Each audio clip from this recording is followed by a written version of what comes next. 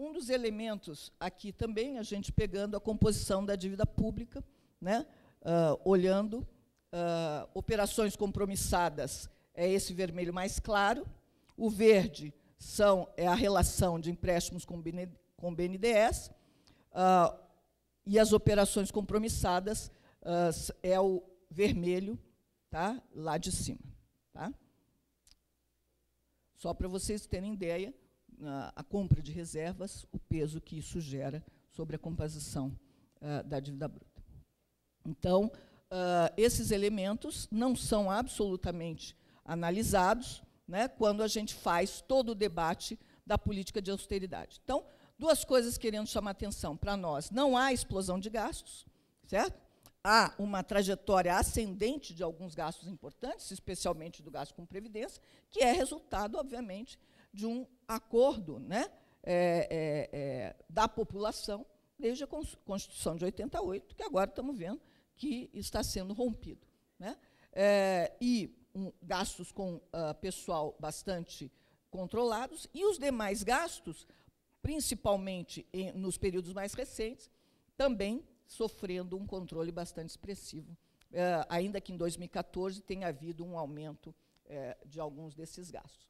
Mas, em termos agregados, a gente não vê uma explosão, muito pelo contrário, quando a gente vê pela taxa de crescimento, você tem uma taxa de crescimento quer dizer, menor do que os períodos anteriores. Isso analisando o resultado primário. No entanto, o resultado primário é um dos fatores a fazer crescimento explosivo da dívida. Explosivo não, um crescimento expansivo da dívida, que é devido aos fatores financeiros e à especificidade da dinâmica juros, câmbio, na economia brasileira, que absolutamente não foi mexida nem pelos governos do PT, e agora, absolutamente, sem ser discutida quando discutimos a PEC do gasto. E a PEC do gasto ela vem para definir, como vocês sabem, um crescimento dos gastos primários de governo, agregadamente, crescendo de acordo com a inflação. Então, se a gente faz uma economia, se nós fazemos um ajuste de gastos públicos crescendo de acordo com a inflação, para uma economia crescendo, por exemplo, 2% ao ano, nós temos esse resultado aqui, que também está no tal do texto lá que eu falei para vocês.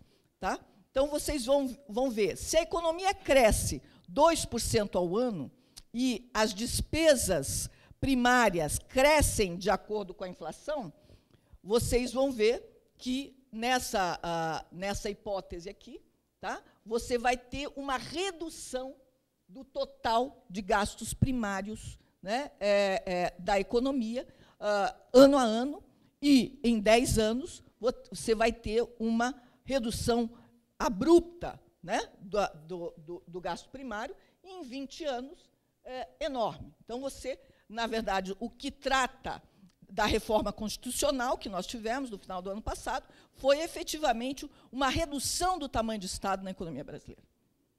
Uma redução expressiva do tamanho do Estado da economia brasileira, ou seja, nós temos uma política de austeridade fiscal definida constitucionalmente.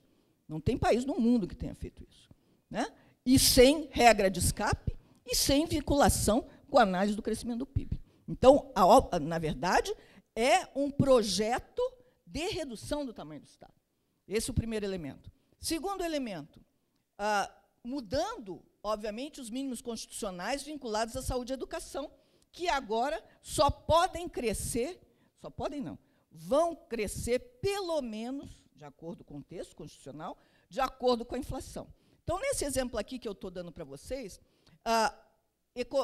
saúde e educação estão crescendo, né, de acordo com a variação da inflação. Então, vocês vejam que o tamanho deles continua o mesmo. Para eles crescerem de acordo com a inflação e o total de gasto crescer junto com o tamanho da inflação, considerando o aumento do PIB, todos os demais gastos, e considerando o peso da Previdência, todos os demais gastos tendem para zero. Ou seja, não dá para a saúde e a educação crescer mais do que o crescimento da inflação. Aquele papo de que, não, no texto constitucional não está dito que saúde e educação não podem crescer mais que a inflação. Está dito apenas que eles têm que crescer no mínimo. Não, de fato, o máximo que eles podem crescer é a inflação, porque todos os outros gastos vão tender a zero. Como é que vai fazer? Tender a zero não, tender um valor muito pequeno. Aqui o vermelho é o gasto com previdência, caso tenha uma reforma constitucional. Certo? Caso tenha reforma constitucional, o gasto com previdência chega mais ou menos a 9% do PIB. Se não tiver, vai chegar a 13%, por exemplo. Tá?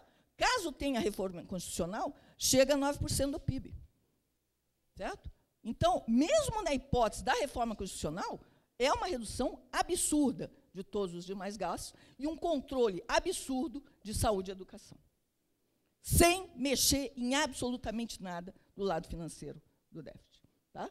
Ou seja, isso aqui pegando uma apresentação que a Esther Dweck fez, para além da reforma da Previdência, a reforma da Previdência não é suficiente para atingir a proposta, não, o que está definido em termos agora da nossa Constituição. Para atingir aquilo, vários outros cortes de gastos nós vamos ter que ter.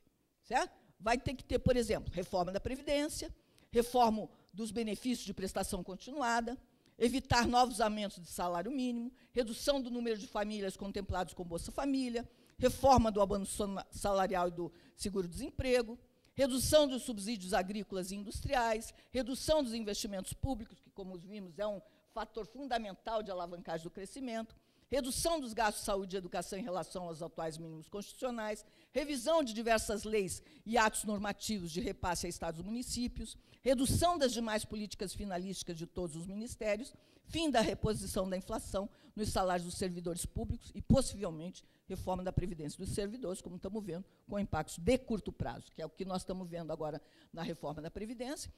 O funcionalismo público já tinha passado por uma reforma previdenciária com regras de transição. Qual é a proposta da reforma da Previdência? Sem período de transição. Tá? Então, na verdade, a proposta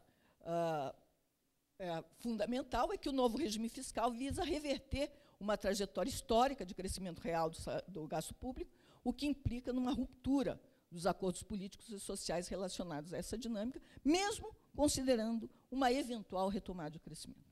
Né? E, vejam bem, isso especialmente grave se a gente considera que, nesse período expansivo de gastos, os gastos com saúde já estavam bastante problematizados. Né? Então, o gasto federal, né, com saúde, tá, já estava muito estável, e exigindo-se, obviamente, uma outra dinâmica, uma outra política de gastos com saúde, mesmo considerando o período anterior. Quer dizer,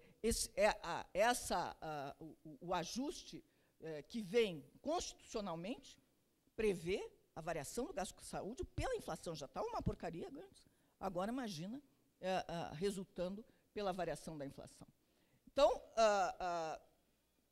a implantação já dessa política de austeridade, já mostrando seus efeitos importantes, um aumento expressivo da taxa de desemprego, e, vejam bem, quando reverte a taxa de desemprego? A partir de 2015. Então, não é a política anterior que reverte a taxa de desemprego, é a política posterior, é a política de redução de gastos que reverte. Né? E, principalmente, se de acordo com a nossa avaliação, o salto da dívida não é devido ao resultado primário, obviamente que o resultado primário aumenta a dívida, mas o saldo de dívida devido a fatores específicos da institucionalidade da relação juro-câmbio na economia brasileira, que absolutamente não é mexido. Né?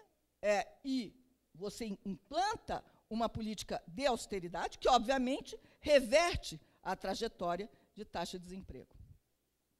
Outro elemento importante, a formação bruta de capital fixo, que é o cor de abóbora, despenca, já estava despencando antes, despenca muito mais, e, obviamente, há uma relação entre o crescimento do PIB e da formação bruta de capital fixo. Vamos combinar. Dentro da nossa interpretação, de que houve problemas importantes de demanda, já a partir de 2012, um elemento fundamental do crescimento da demanda é o investimento, e, no caso brasileiro, segundo a nossa interpretação, fortemente puxado pelo investimento público, né, do setor público, o investimento das empresas públicas, especialmente Petrobras, que sabemos o que aconteceu recentemente com a Petrobras. A queda do investimento da Petrobras é um fator gravíssimo para o crescimento brasileiro, uma vez que era um dos carros-chefes do crescimento brasileiro, do investimento brasileiro. Perdemos um elemento fundamental, problematizamos um elemento fundamental do crescimento brasileiro, que são as empresas públicas, especialmente puxadas pelo BNDES. Então, fatores que geraram o crescimento do investimento anteriormente, puxados fortemente pelo Estado, os próprios gastos do Estado, gastos das empresas estatais e financiamentos do BNDES, que também estamos vendo que estão sendo fortemente atacados. Então, estamos atacando, na verdade, a base do crescimento com uma política de desenvolvimento que tem o Estado como um elemento importante do crescimento, e também estamos erodindo as bases da possibilidade de um crescimento com distribuição.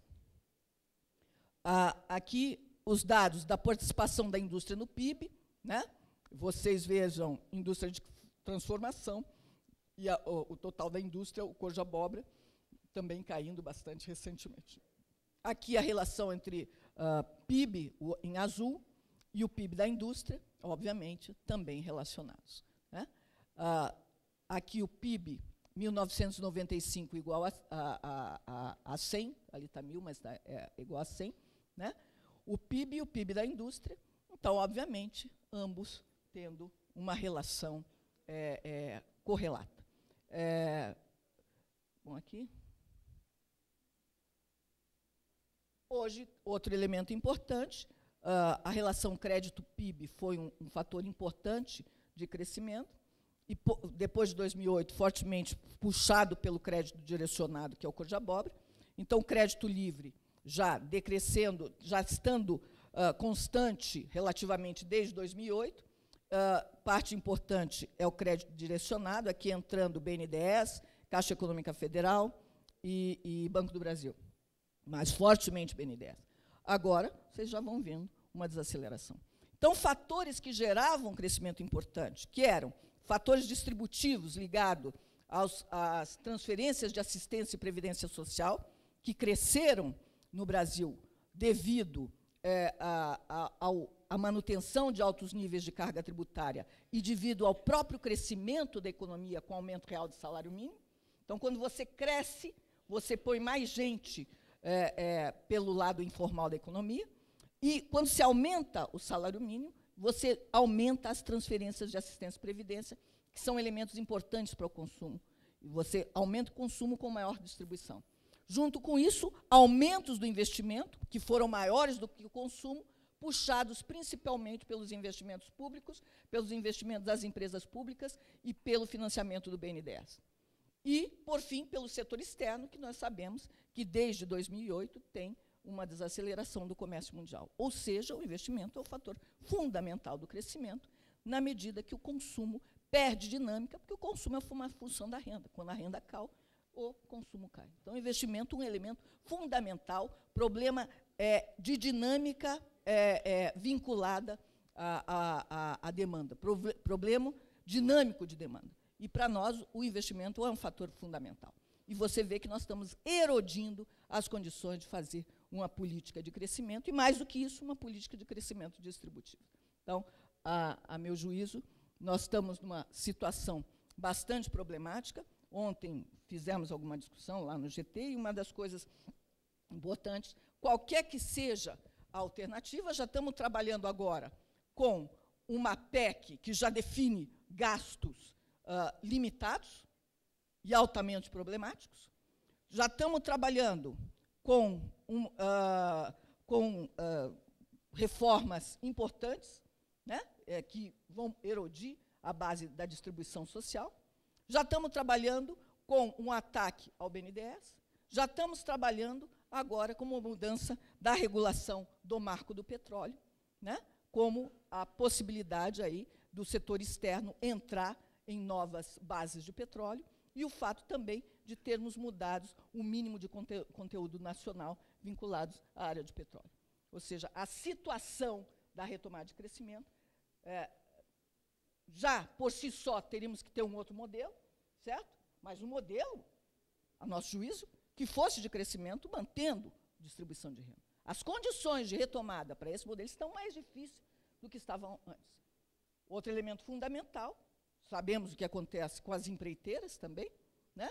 E, especialmente, com a Petrobras, que era uma das alavancas importantes do crescimento, que não retoma rapidamente as condições de puxar, como anteriormente, especialmente se os mínimos de conteúdo nacional já foram simplesmente erodidos. Então, a política de ajuste já está em curso, né? E muito rápido e de uma forma avassaladora. Para pensar a retomada é mais complicado do que anteriormente. Obrigada.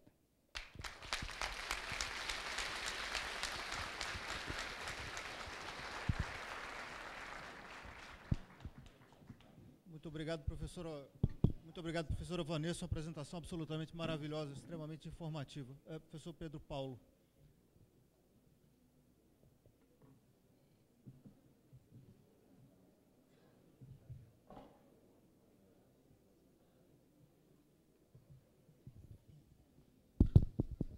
Bom, eu agradeço muito ao convite realizado pela direção da CEP, na figura do Marcelo Carcanholo, e também agradeço muito aqui ao organizador do encontro, que também mostra uma grande capacidade de liderança, que é meu companheiro Pedro Rossi.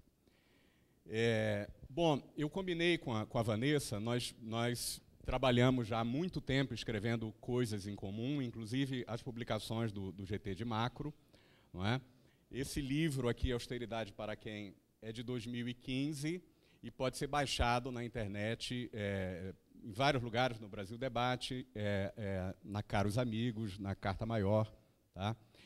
E, digamos, coloca um pouco das questões que a gente pensa a respeito da relação entre austeridade e neoliberalismo, assim como o documento Austeridade e Retrocesso.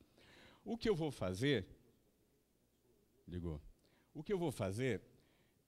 combinado com a Vanessa, é fazer uma outra pegada, que é discutir, aceitar que a gente pode fazer uma crítica da austeridade que é eficaz com os argumentos keynesianos, que a austeridade é basicamente contraproducente, não é?